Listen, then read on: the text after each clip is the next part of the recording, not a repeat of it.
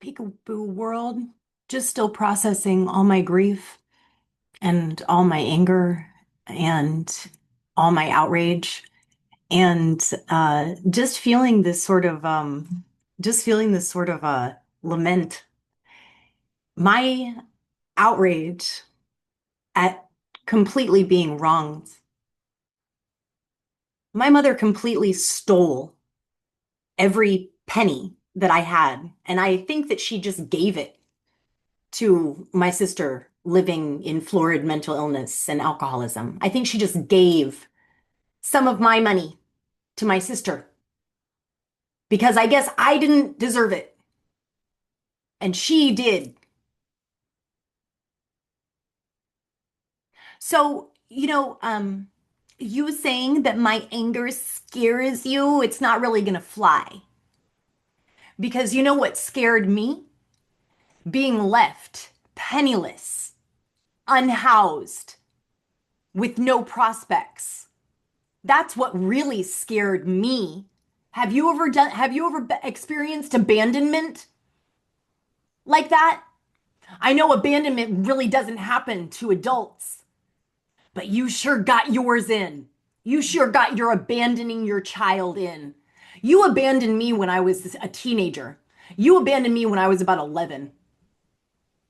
That's what the fuck you did. You abandoned me in all ways, except for physically, barely.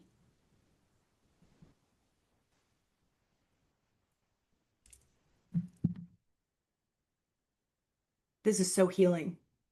This is so healing.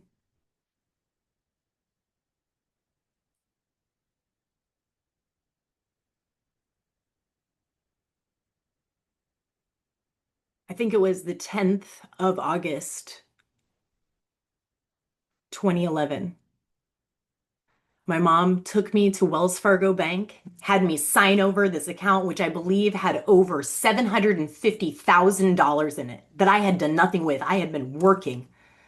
My father said something about if you just continue to work and just hold that in there, it'll be, something like $1 million by the time you're 50. She took it all. She took it all. And she had it put into an account in her name. And then she just left. She had me drive her, further insult to injury. She had me drive her up to Gross Ass Embarrass, where I just got greeted with horror as usual going up to Emily's house. For some reason, it's so offensive. Everything about me, just my very presence is offensive. It was a big deal that I had a glass of water. They were keeping the children all away because, oh, scary Clary, Auntie Clary, she's not trusted around the children that you don't really raise because you're a florid alcoholic. That's what I realize. All your guilt is what really scares you because you know that you're just a liar and you're so full of shit. You know all the bad shit that you've done. That's why you were yelling at my face saying that I was out of my mind because you wanted me to be so bad. You felt so guilty. And it's like, you must be out of your mind to let these crimes and this abuse continue to happen to you. It's like you're continue because you're mentally ill. You don't understand. You're like shaming me for being your victim. And you're in the habit of doing that. And I want to say, you beating me in the head with a hairbrush in a ritualized abuse shit with the piano, I figured that the fuck out, dude. You, as a little 6.5-year-old girl, saw my skills, my God-given musical talents, skills, and abilities. And you didn't want me to excel faster than you. So you tried to stunt my learning. Yeah, you're a real cool teacher, Emily. You're a real cool teacher.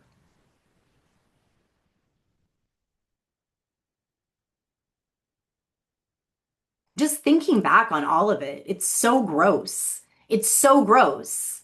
And you're just there and you defame me every chance you get. You want to say that I'm not a teacher. You really want to say that I'm not a yoga teacher, but I am. You really want to say what? I don't know. I'm not cute. I'm not model worthy. I don't deserve that. But you do. with all your modeling contest winnings. You know what? I'm not even. You are in florid mental illness. You don't know anything. You don't know anything. I'm trying to find my way to sort of I'm still in this very angry phase. I'm still in this very angry phase. So you have continued to stay that little 6.5-year-old girl mentally. That's all you are. You're just a little 6.5-year-old girl that cannot stand to see your little sister excelling at something. Unbelievable. Just pure antisocial narcissism at the age of 6.5. And nobody did anything. And why?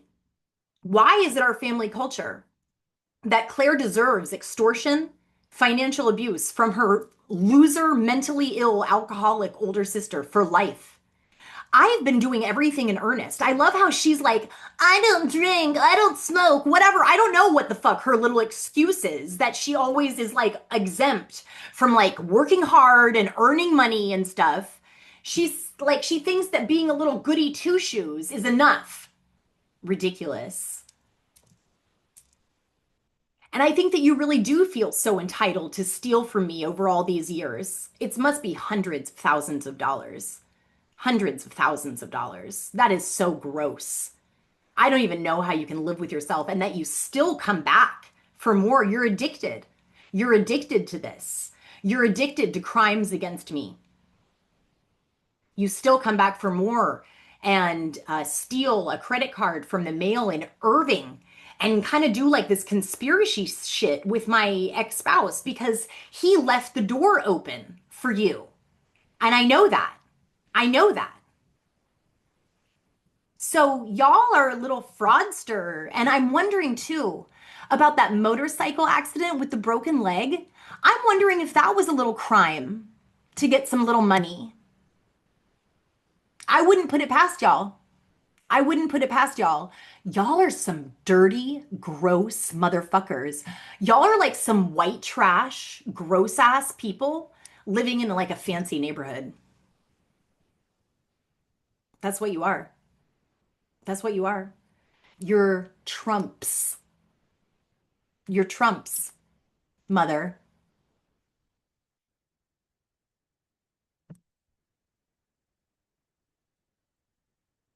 So you were just, I don't know, you're just all that stuff that you were saying about Donald Trump, you're just saying that because you hate yourself and you see so much of yourself in him. And so you're just really projecting all the hatred that you, the self-loathing that you have for yourself onto him. So when I do something that kind of stands up for that, for you, you're like, oh no, I didn't really mean that. Well, it's just me. It's just anything that I would try to do of anything, anything that I would try to do. You don't want to see me thin. You don't want to see me beautiful. You don't want to see me performing great and riling crowds. You want to see the opposite of that. You want to see toe-I-O in a major way. You have a death wish. You have a death wish. Not just for me. I don't take it personally. It's like for all of us.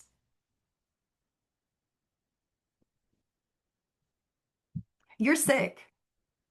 You're sick. You fetishize and um, infantilize people, children with autism. I don't really know your behavior with children.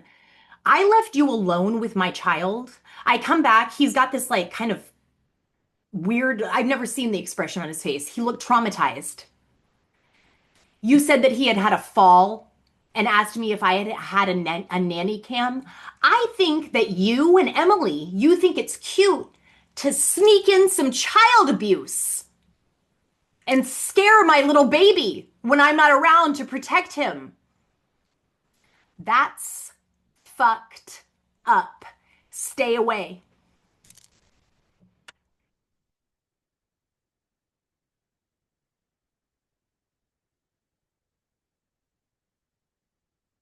There was a break-in our home in 1991. I'm thinking that was totally Emily. That was totally Emily. Emily's like been practicing in this forever. She thinks she's like some criminal mastermind because she hasn't gotten caught yet. I don't care, Emily. You're really lame. You're really, really lame. You need to go be housed in an institution. You really do. You're not safe out here. You're not safe. You're doing so much damage to me, and I don't deserve it. I've had enough. And nobody seems to care. Nobody's coming to my aid, just so you know. So it's like, it's great world for you, isn't it? Just so easy. I'll figure it out. I'll figure it out like I always do, all by myself.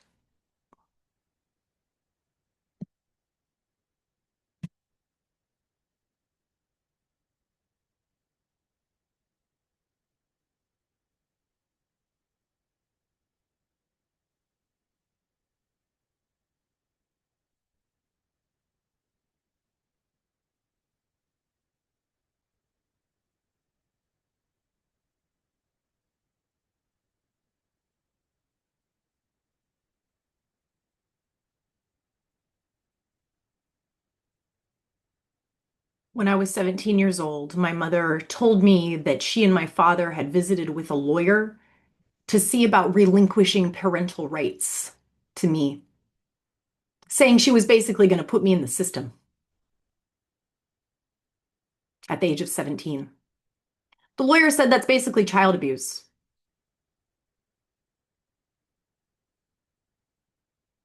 So you were wanting to throw me away all the way back then. Then in 2010, Emily tries to, in her criminal mastermind way, she's going to institutionalize me or put me in the system somehow to try to get my money. It's just, that's all it is. That's all it is. So when that didn't work, you just came up and lied to me, said, I'm going to help you secure housing, and just took all my fucking money and then didn't give all of it back. You're horrible. You're a really horrible person. I am going to make so much money. I'm sure of it. My karma has to be so great. I have gotten so much money stolen from me for no reason, and I have worked so hard. I know as soon as I begin to build a business and to begin streams of income, it's going to be limitless. Jeff Bezos wishes. I have my mental health. I think that we can safely say that. I'm out here creating. I'm out here working. I'm out here thinking. I'm out here speaking. I'm out here interacting. I'm out here. I'm out here living, even though it's scary and everything, you know? And Emily, I know you're just a ball of shame. I know that by now. So you don't have to try and say that you don't have any anymore because you are. And you need to really work on that because it's really killing you. It's really killing you, your shame, because you're just ignoring it. You're ignorant to it. That's how that goes. You're such a genius with your emotions wheel. You're such a genius using a YouTube channel to try to become Heidi Priebe. Because you know all about relationships, don't you? You know all about solid human relationships and attachment. You're not just like basically just like one psychopath wed to another psychopath. That's not what you are at all. You're totally normal. I was thinking too, like all those we had like a 12-hour phone conversation. You could have opened up to me, said, Claire, listen, I really gotta like come clean with this. I don't know how we're gonna deal with this, but I really gotta come clean with this. I got a major mental illness. It makes me want to fuck with you real bad. I'm addicted to like stealing from you and like fucking with your life and your reputation and shit because it's fun to me. So that's what's been going on. That's why your life is kind of shitty and stuff. You know, she had, you know, but she, no, no. And Emily, I do want to say too, you cried the exact same way on June 6th when you were saying, you think I the worst acting in the world. You're telling on yourself. You're telling on yourself. And you're crying in the same kind of shameful way, like being, just being so ashamed of what you've done, as you are in the biggest secret of our lives, talking about when you ran over a cat, when you ran over a cat and did nothing about it, didn't stop or anything. That's a psychopathic move. That's a total psychopathic move. And so you're crying in the shame because you do know that it's wrong on some level, but you know that you just did it anyway. You're doing that exactly in the June 6th when you're trying to act so innocent.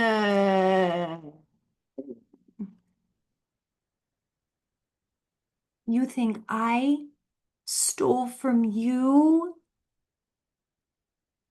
Well, I mean, my sister always steals food off my plate. I know that that is true. I mean, I said that. And I know that you had just done that morning. You probably did it every day, and I didn't do it to you at all, did I? That's funny. And I like that you never put any of that out. You never put any of that out. And I love that you sit in an anthill.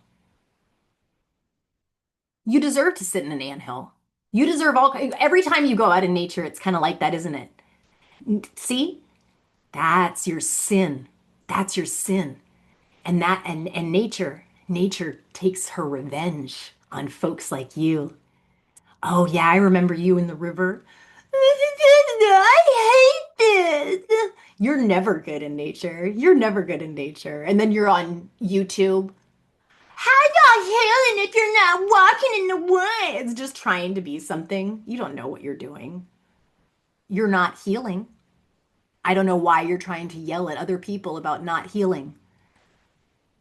You're not healing. Have you ever really walked in the woods? I kind of think that you're just saying that because of what I said in my conversation with Forrest.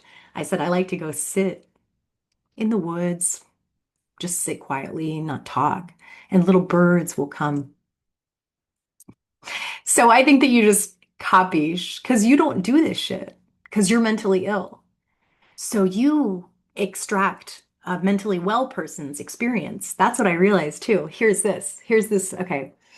Emily, is your attempted kidnapping story where you were at a United States of America and some unknown stranger was really nice to you and held your hand and pulled you away, and your friend's mom said your name really loud a few times and kind of rescued you because you got to say, "Oh, there's my friend's mom. I got to go." Because I want you to know that's my experience.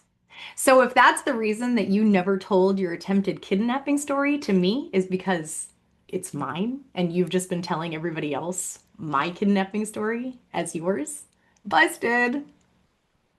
Busted. That's really funny. That's really funny. That was it. I've got all the experience because you sit around and villainize.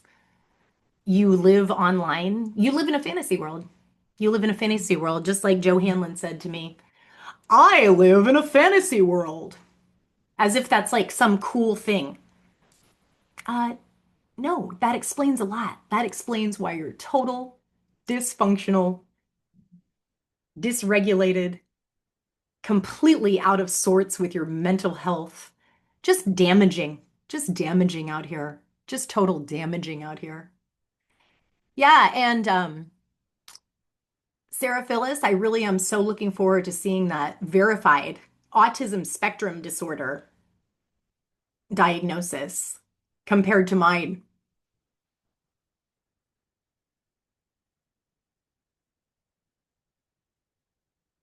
Who lived parasitically off mom and dad and still continues to mooch and live parasitically off of them through the generations? Who completely wrecked and destroyed one of the units at 701 and a half Swan? Let little kitty cats, little stray kitty cats pee all over the place and shit like that. Ran up the party line. Weird. Like that's like sex addiction right there. And I remember you drinking a beer and smoking a cigarette. You're like 20. Yeah, it's just like crazy. You like I remember seeing that bill. It was the 80s and it was almost $800. Mom was crying. She put up with that. I saw her. And I said to myself, I'm never going to put my mother through this. But she was like, oh no, you're really not. Because I'm just going to act like you do this shit naturally and let you do nothing for your life. So thanks, Sarah. Thanks. You're definitely not the scapegoat. You're some kind of a spoiled, uh, I don't know, spoiled like sociopath, basically. You don't give a shit about anything. All you care about is money and status and like what you have. Like, seriously, you are so antisocial. It's so crazy how clear this is to me. Like, all y'all do is just gossip. Y'all are all so bad. Really. I'm so glad I don't hang out with y'all. And I'm so glad I'm not under your influence at all. Y'all even really shouldn't be under your own influence. You all are not under your own influence. You're under the influence of severe and chronic mental illness. And I'm here to just tell the world because that's my right as a victim. And it's not cool to just perpetuate abuse and keep it going until you die, Bev. I'm 80. I'm not going to heal or right any wrongs. I'm just going to go die and consort with the devil a little more. Enjoy. I'm on one. It's a rainy day. I'm mad grumpy. And yeah, it's a serious vitamin D deprivation issue. If you must know, toe I am, plowy love a woman is love starved in this whole world. Peace.